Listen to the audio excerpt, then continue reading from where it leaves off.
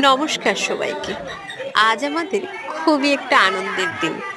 সবাই দুদিন ধরেই আমাদের বাড়ির কালী মার মূর্তিটা দেখছেন, কিন্তু আমরা পূজাতে কি কি করি এটা আপনাদের সাথে শেয়ার করা হয়নি। তাই ভাবলাম আজকে ছোট ছোট ক্লিপ নিয়েছি, কারণ সারাদিন এত ব্যস্ততার মধ্যে গেছে, তাই পুরো ব্লগটা বানাতে পারিনি। ছোট ছোট ক্লিপ নিয়ে রেখেছি যখনই সময় পেয়েছি। এই দেখুন, প্রথমে অঞ্জলি দেওয়া হলো, তারপর খাওয়া দাওয়ার আয়োজন। সবাই মিলে সকাল 6টা থেকে শুরু হয়েছে আয়োজন, চলছে। এই যে আমার দিদি, বড় দিদি, ওর হাতের মাখা মাখা প্রসাদ খুবই স্বাদ হয়, খুবই স্বাদ। আর ওই যে চলছে শেষে যজ্ঞ। যজ্ঞর পরে বসে গেছিলেন আমাদের সবার প্রিয় বিশ্ব কাকু খেতে। বিশ্ব কাকুর পুরো পরিবার নিয়ে উনি আমাদের বাড়িতে এসেছিলেন, প্রত্যেকবারই আসেন, এইবার উনি পুরো পরিবার নিয়ে এসেছেন।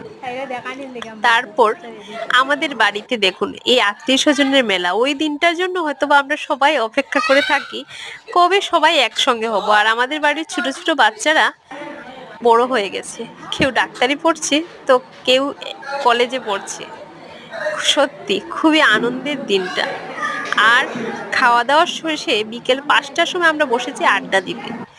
সবাই মিলে পুজো মানেই কি আড্ডা দেওয়া। আর আমাদের মর্নিং ওয়াকের গ্রুপের সবাইকে আজকে সকাল সকাল পেয়ে ওদেরকে বলেছিলাম তোমরা এসো আমার বাড়িতে।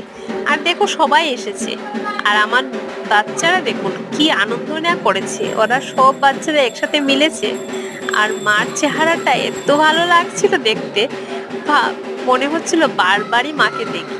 কি বলুন তো, আপনাদের মনে হচ্ছে না মায়াবী? আচ্ছা, অনেকেই জানতে চেয়েছে আমাদের কালী কি রক্ষাকালী। আমাদের বাড়ির মা হলেন রক্ষাকালী, উনি সবার রক্ষা করেন। তাই আমাদের দিনের বেলায় কালী পুজো হয়, আমাদের শ্যামা কালী নয়, আমাদের রক্ষা কালী। তাই আমাদের দিনের বেলাতে পুজো হয়। আর পুজোতে সবাই এসেছে, সবাই। আর খাওয়া দাওয়া হয়েছিল জম্পেশ। এখন চল